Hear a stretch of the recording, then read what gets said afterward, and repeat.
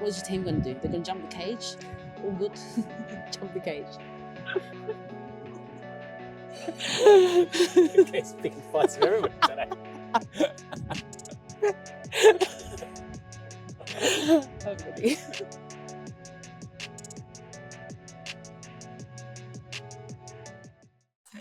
So we're here with Gase Sanita. It's been it's been a bit. Wow. If we say it's a month, right? Yeah. You've had a pretty busy month. Yeah. You went obviously over to New Zealand for Shuriken fight series number 17, wasn't it? Yeah, I think so. Yeah. I don't actually remember. Yeah. Yep.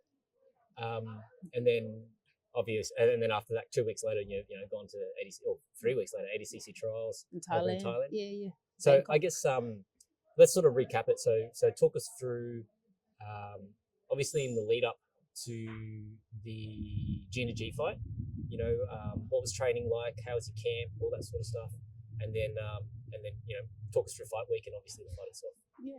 So the lead up for it was actually like a 10-week camp for that fight.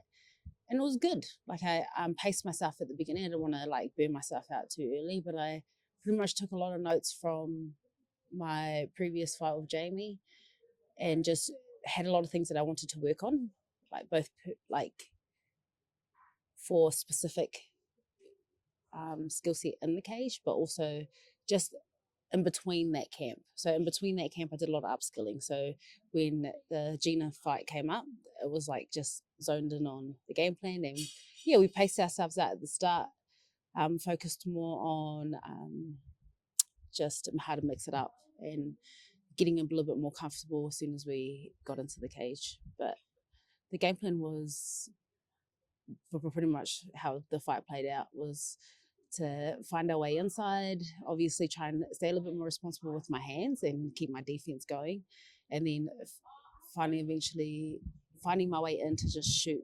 And once I shot and I got a full takedown and stayed on top, I knew that that was pretty much going to be it. And that's pretty much how the fight played out. And you've fought a couple of the CKB ladies previously, right? So there was Baby Nansen. Yep. Gina, obviously. Yep. When you were over in New Zealand, had you ever interacted much with that camp? No, I haven't actually. Because I'm in the South Island of New Zealand, so yeah, I didn't really go up north to train or interact with them at all. There's a couple of times I went to the North Island to fight, but other than that, there was no real interaction between us and the camps. Yeah. Now, what about for IMMAF? Like, did you ever come across them when you were doing the IMMAF thing? So I actually fought Gina to get into the IMMAF team for the first time. So when they were doing, New Zealand was taking a team to Bahrain. So we actually had to fight to get into the team. Yep. And I actually fought Gina then, and I ended up finishing that one second round. It was an armbar at that time. But yeah, that was about the only time we had met previously. And then when you fought her this time around, had her style changed much, or you sort of? I think her style hadn't changed too drastically, but she just got better at what she did. Like, she obviously was sharper in her hands. I thought she was going to throw a lot more kicks than what she did, but she didn't throw a lot more kicks, because I know previously she was actually not with CKB. She actually come from Australia and had done boxing here. So I think that had played a long role in getting her to where she is now. But no, nothing has really changed for her. Like, she still has no ground game. My lad said it. My bad. So that hasn't changed. But, you know, it is what it is. Shit happens. Okay, and then in the lead up to that fight, you know, was there any sort of hurdles along the way? Oh yeah, so like 2 weeks before that fight camp had finished, I actually ended up getting a little bit of a cut, and that cut actually ended up opening up in the fight. So that was probably about the only injury that I got during camp. So yeah, there wasn't too many injuries. You always get the niggles and the like sore bumps and bruises throughout camp, little like niggles here and there, but there was nothing really like too bad that had to set me back in a sense, especially during camp. So yeah, I actually did have a good camp body wise. Like my body did what I needed to do, and I was really trying to focus on looking after it more this camp and be a little bit more like sensible with how I was using my energy levels throughout the day, and really focusing on like when I needed to rest, I needed to rest, and not just going, oh, I just need to push one more time, because it does get like that for a lot of fighters. They feel like they just need to constantly push and constantly break themselves throughout camp because they feel like that's them achieving something and like growing in camp. But really, it's just silly. Like, so the last camp, I really did focus on keeping to my schedule, doing my boring day-to-day things, like just, yeah. And then if I needed to break, I'd just call it a day, take the break that I needed, and then focus on the next day. But camp this time round was actually not bad. Yeah. And you've also you fought on many different cards, but like, can you say something specifically about Shuriken and Jason and the crew? They run a good show. Oh, they run a great show. They really look after you.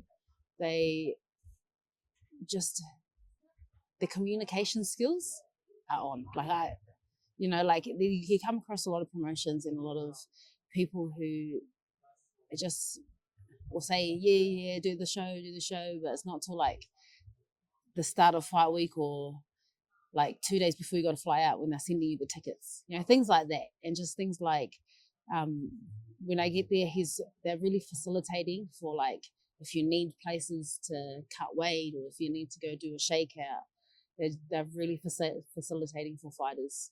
And they're understanding, they understand that not everyone's going to be on time. And, Jason and the team at Shuriken, they run a great show.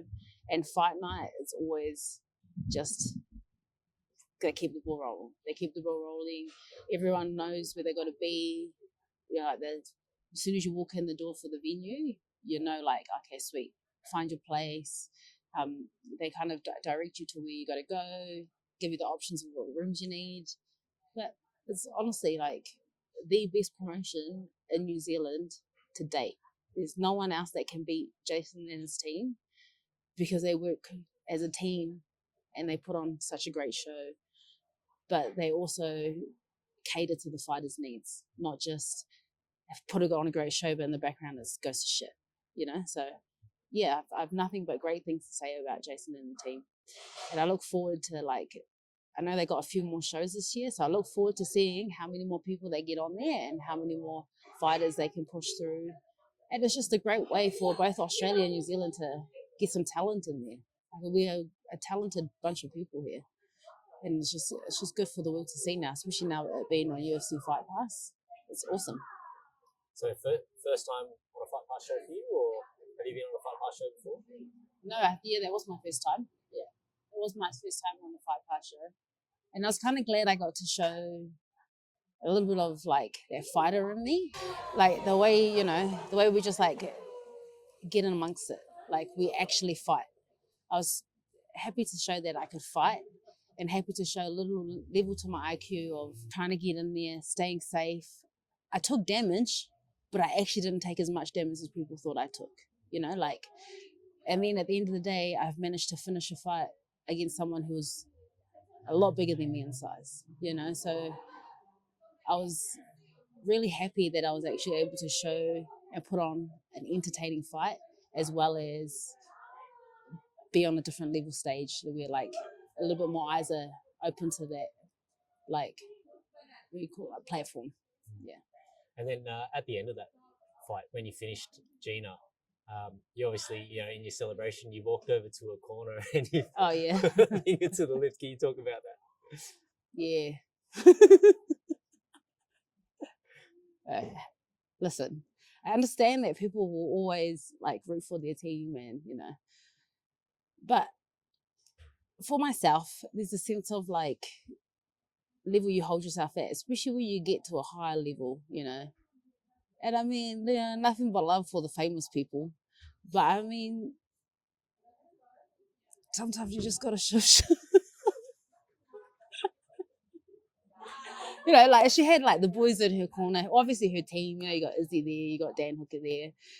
Yeah, and they're always gonna root for their team because team's team, bro. It's especially in the game of and the sport of MMA, it's blood. So when you bleed with someone and you cry with someone, I understand that you're wholeheartedly for them. You know, chill, bro. Like, yeah, that was just in the heat of the moment. I actually shushed their table. It was more so just like a statement on my behalf. Like, you can be quiet now. Like, you know, like, there's no need for that animosity. Yeah, no, that was interesting because I never actually celebrate. If you see all my fights or you've seen me in competition, it's just like after you win, I'm always a firm believer in you win. Like, yeah, cool. Like, let's clap for you and then relax. But there was just so much tension for this build up.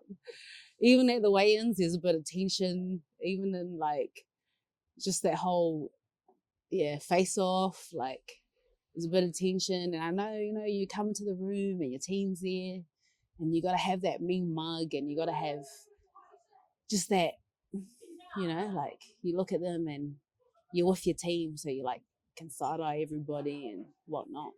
But at the end of the day, we're all fighters. So regardless of how tough you look when you're stepping on the scales, facing off, or have a whole team behind you, when that cage closes, it's me and you. Like, it's me and you, and the maximum rounds is 3 rounds. So if we make it past the first round, you got to believe that that person's coming back in the second, and they're going to come back in the third. And no matter how banged up someone is, especially me, I don't give a shit.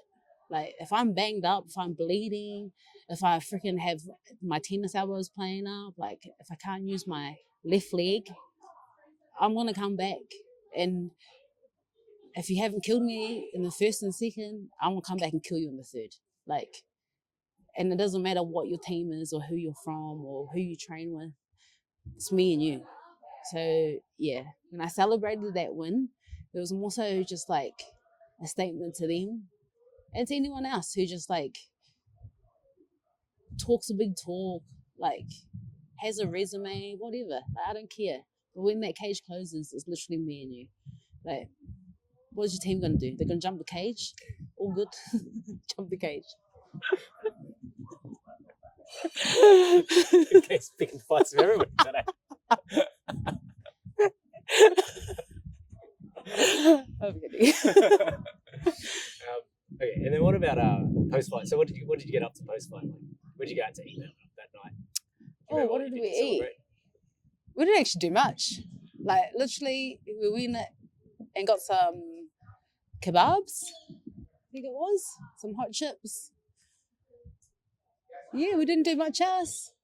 Literally, that was it. We got our food, chilled out, took a little drive. Me and my darling went for a walk just around the area, could see the Sky Tower, just to like, we reflect on the fight, we reflect on some good things I did, and maybe some things that will change in the next one.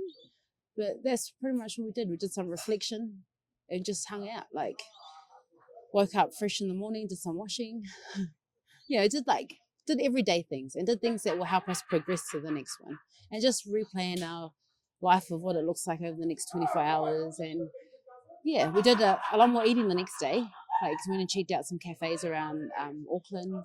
We just had a roam, but yeah, celebration post fights for me, it's just like old lady stuff. Like, we focus on what's next, we focus on how to be better, and then we eat, have a good sleep at the end of the night, because, you know, regardless if you win or lose a fight, sleeping after fights is so hard, no matter what the outcome was.